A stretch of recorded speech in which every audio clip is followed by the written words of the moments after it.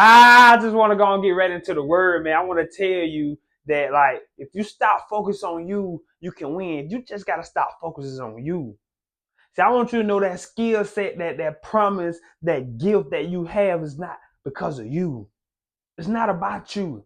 It's all about the purpose of God. It's all about what God has designed you to do. Like God gave you a specific purpose, a specific gift for a specific reason, and all got to go back to Him. And see, once we grasp that concept, once we stop thinking that it's about us, once we stop focusing on like, this ain't about no house, this ain't about no car, this ain't about no type of money, this ain't about none of that. This is about what God has designed you to do. Like why God gave you that gift.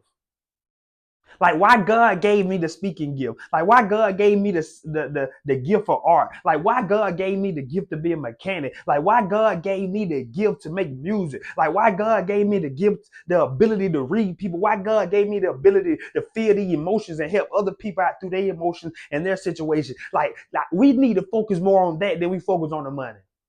Then we focus on the car. Then we focus on the house. And you just focus on what God told you to do, and that is your assignment, your design, purpose. I promise all those things you talking about will be given to you. But you so focused on making the house your God. You so focused on making the car and the money and the people, whatever. You so focused on making other things your God that God has set out to punish you.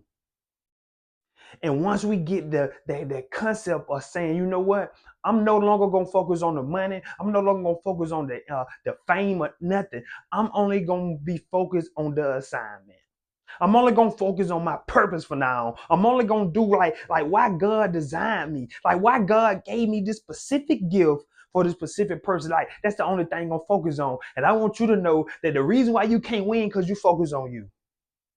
You focus on you. It's all about you. It's all about me, me, me. Like I want to go. Like what can I get out the deal? Like how much money I can make? Like how big I can build my house? Like how can I get the fastest car? Like it's all about me, me, me, me, me. And I get it because we grew up in that type of society. We want to do everything on our own. We all want to be so independent. I'm here to tell you, no, this ain't how the kingdom works. This ain't how God works. And God didn't design you to be like that. But God want collaboration. It gonna be a team effort. It's gonna be God, you, and the people God align you with to fulfill that specific purpose that God had designed. That's it.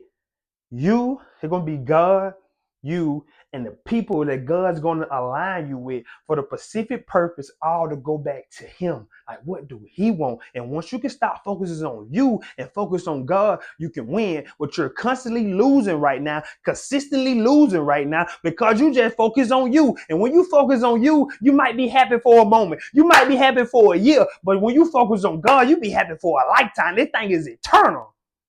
I'm just saying. Like, I don't want temporary happiness, y'all. I don't want to be well. I don't want to have wealth for temporary. I don't want to have a house for temporary. I don't want to have the monetary gains for temporary. I want this thing forever. But when I'm focused on me, I get those things, but they don't last. When I focus on the work of God, God gonna bless you with the house, the car, the money, the wealth, the great church and life. And those things gonna last forever when you do it when the work of Him. Not when you do it for the reason why you want to do it. Like I want you to understand that, like God gave you that gift. It ain't like this ain't got nothing to do with you. You think it's about you. Like you think you just so smart. Like you think you just that deep. Like you think you able to articulate the things you articulate because you smart. Ain't got nothing to do with that. Like God gave you that. That was a God-given ability. That was a God-given ability. Like the reason why you can draw so good because of God. The reason why you can fix cars so good is because of God. The reason why you bake those cakes so good, God gave you that ability.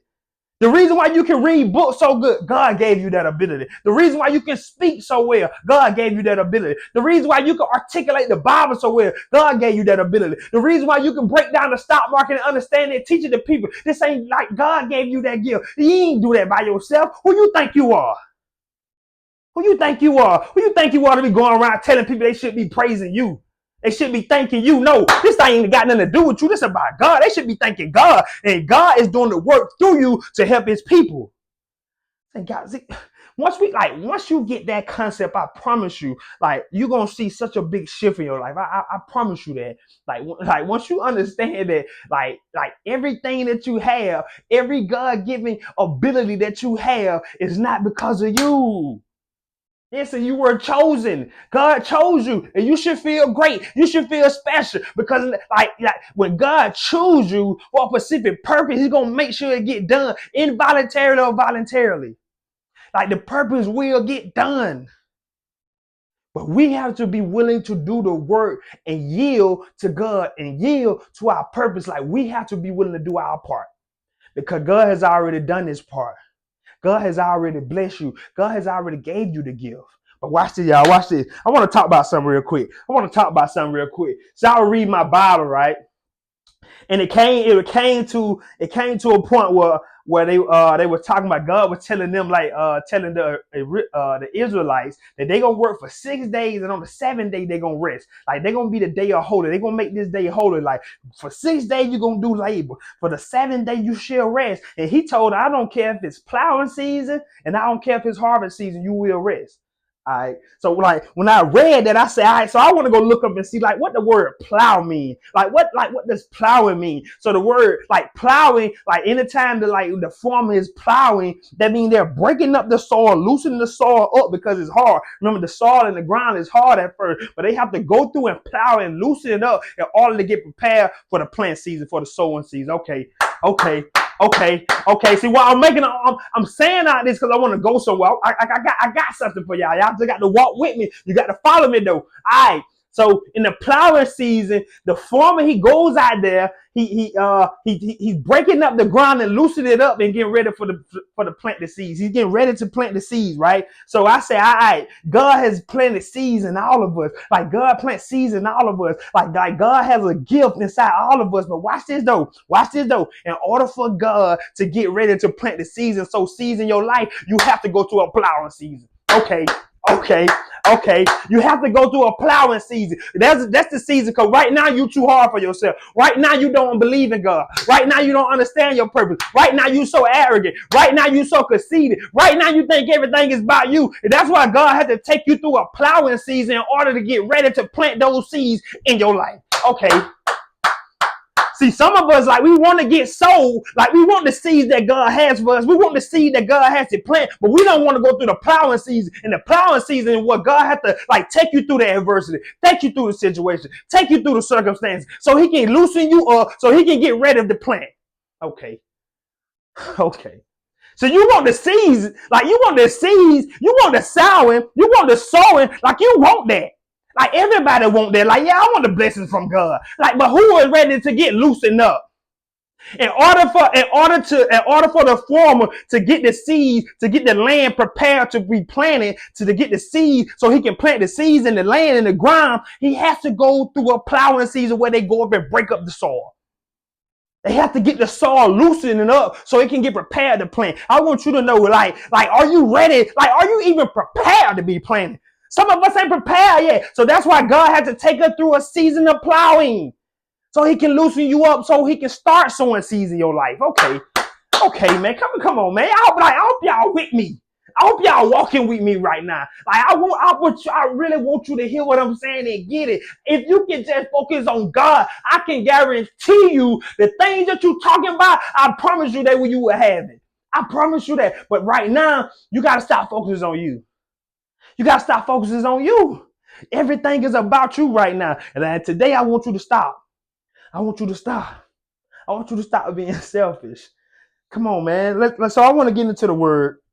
Let's get into the word. Like, I want to show you in the Bible, like, this ain't, like, I want to show you that I ain't just up here talking. I want to show you that, like, I'm not just up here just saying, like, whatever. No, I'm getting this like the Bible. Like, this is God's word. These are not mine. Like, this is God's word. And the thing I'm doing today, y'all, and coming and speaking to y'all and telling y'all, like, this is like God is working through me. Saying, like, it ain't me. I'm not that smart. I'm not that deep. But when you walk with God, anything is possible. Come on, man. So we're going to start in Exodus 31, verse 2, y'all. See how I have chosen Bezalel, son of Uriah, the son of Hur, the tribe of Judah. And I have filled him with the Spirit of God, with wisdom, with understanding, with knowledge, with all kinds of skills. So let's go back. Let's go back to the top of verse 2. He says, see, watch this. See, this is God talking. See, God say, I have chosen you. Listen, I'm gonna tell you, like, God has chosen you to give you that specific gift, that specific skill set. Like, this ain't got nothing to do with you. I keep telling you that. God has chosen. He say, see, I have chosen you. You ain't know what I'm saying. I don't think you just so deep.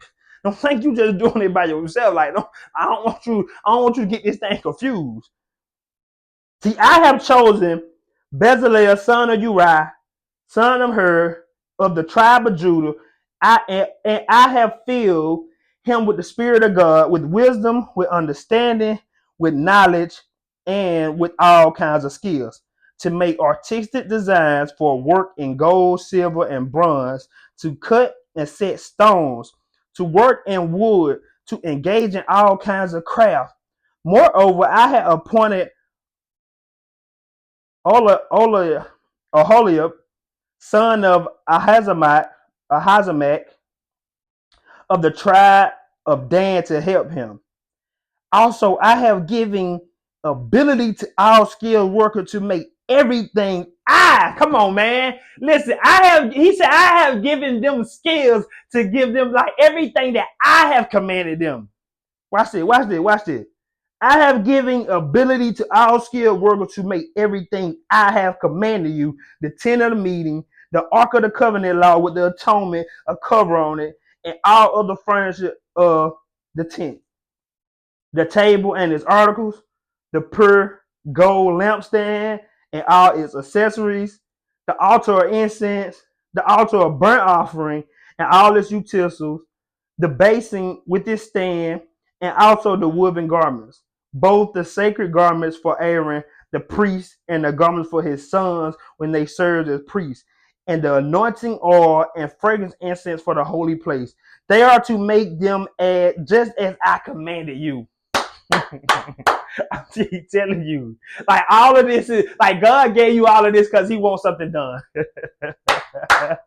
And when you just follow God's word and understand like why God gave you a specific purpose, why God gave you a specific ability, like you'll understand like this ain't about me. This is about like what God wants. God gave them a specific purpose because He wants something done. Like God said, I gave them because I want them to build a pure gold lampstand. Like I gave them artistic design because I want to build a tent of meeting. I want them to build an ark of covenant for the law. Like God saying, like I gave you those skill sets so you can build something for me, so you can do something on earth for me, and I can help my people. So like this is a teamwork effort, y'all. This ain't about you. And once you start focusing on you and start focusing on like what can I do to serve the people in a way that please God? It's a simple formula. God, you, and the people God align you with. Watch this. I'm gonna show you something else. Watch this. So let's go back into it. I'm gonna show you why like God has like will align you with certain people. Watch this. Let's go back. He say, moreover, I have appointed Aholiab, son of Ahisamach, the tribe of Dan, to help him. Let's go align the people up. He lined up Aholiab and the son of Ahisamach, and the tribe of Dan to help him. That's God aligning people up to like figure that they go fulfill the mission He has designed. To go like the purpose that God has, like the purpose that God wants. Like He gonna put other people aligned with you to fulfill it. I'm just saying. I'm just saying like this in the Bible, y'all. This ain't like it's in the Bible. When I read this, I was like, bruh. So God gave me this speaking ability. God gave me the ability to connect with the people. God gave me the ability to like articulate the stock market so my people can understand it. Not for me, but all because so I can go serve the people in a way that pleases Him. It's like once I understood, I was like, all right, man, like this ain't got nothing to do with me. Like I gotta thank God for the gift. Like I thank God for the purpose. Like I thank God because watch it. If you could just focus on your purpose and stop focusing on the house, like the house gonna come.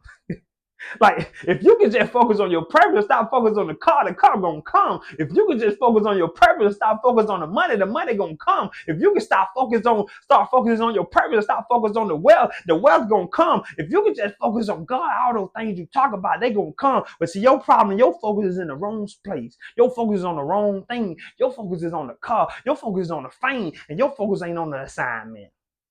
Your focus ain't on the purpose.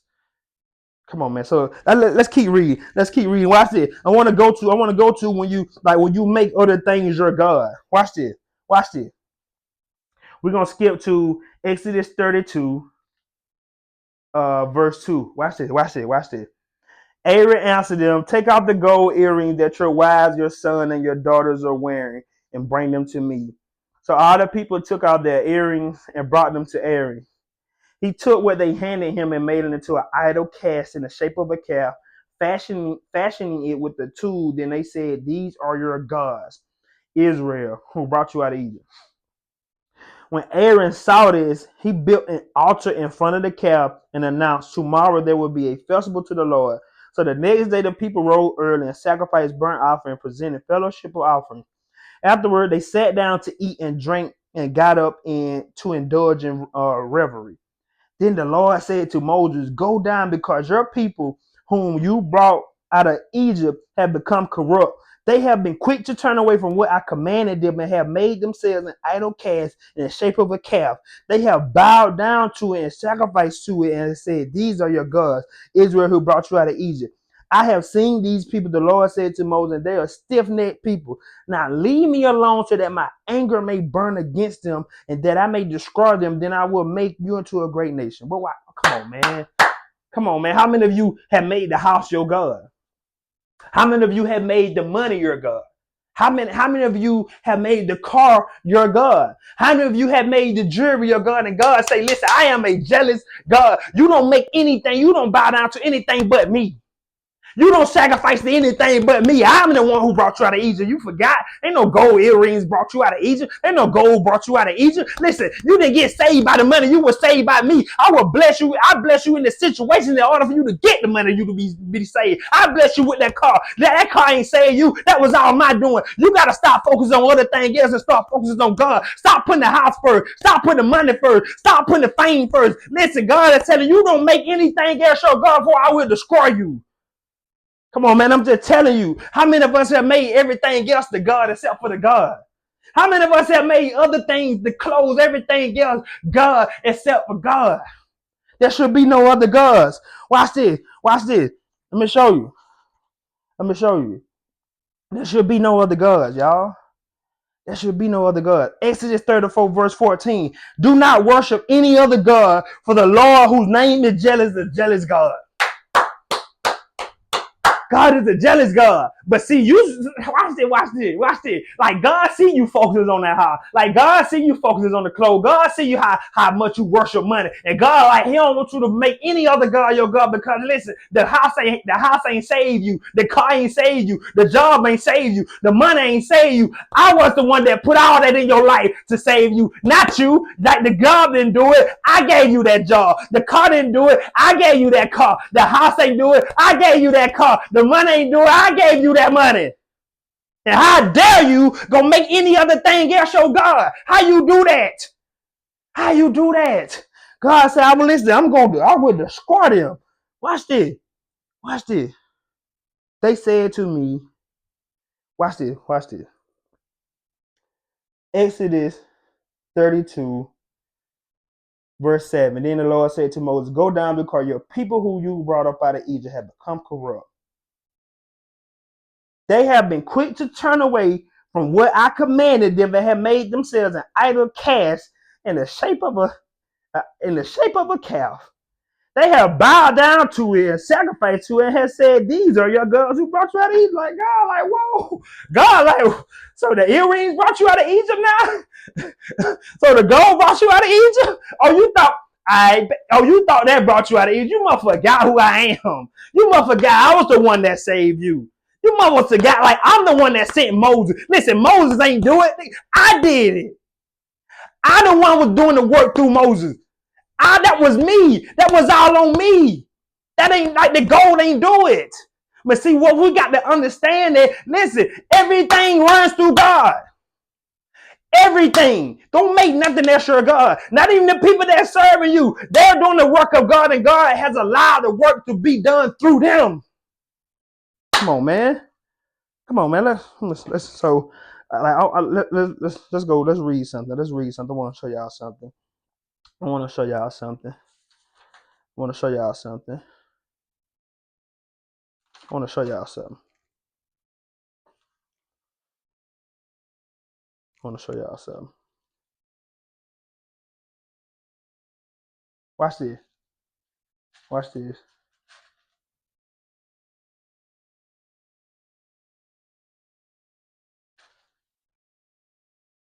Watch this. So God was getting ready to punish them. And watch this. God also told. See, Moses was trying to talk God out punishing them, but God told them in Exodus. Watch this. God told them in Exodus 32, verse 34. He said, "Now go lead the people to the place I spoke of, and my angel will go before you. However, when the time comes for me to punish, I will punish them for their sin." Listen, anytime you make anything else your God besides God, you will get punished for your sin. Like God, like, listen, I got you, Moses. Like, you taught me out of it. I get it. You reminded me of the covenant I made with Jacob and Israel and Abraham. Like, you remind me of that. That's cool. But I'm telling you, like, go ahead and lead the people, but they will be punished for that. Listen, God is a jealous God, y'all. Like, it don't make anything else your God besides God. And don't think your God-given ability is about you. And once you start focusing on you, I promise you, you can win. You can win that life. You can win at this thing called life. You can start thriving and stop surviving in this thing they call life. But see, we got to get the formula correct. But see, because you think it's you plus you equals all the things you want. No. Thing like that. It's about God, you, and then the people God align you with to fulfill His purpose. And then everything you desire will be given to you. That's how it works.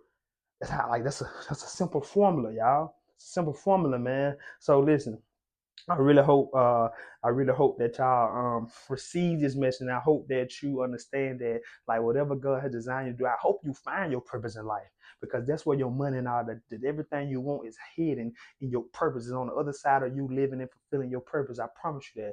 And so, God, I thank you for this day, God. I pray that you continue to watch over us, continue to bless us to see many more months, many more birthdays, God. I pray that you allow your people and all of us to find a purpose, God, like what you want to do, like, God, not what we want, but what you want, like what's your design purpose for the purpose you gave us, God. And God, I thank you, and we bless you, and continue to lift your name up, God. Amen.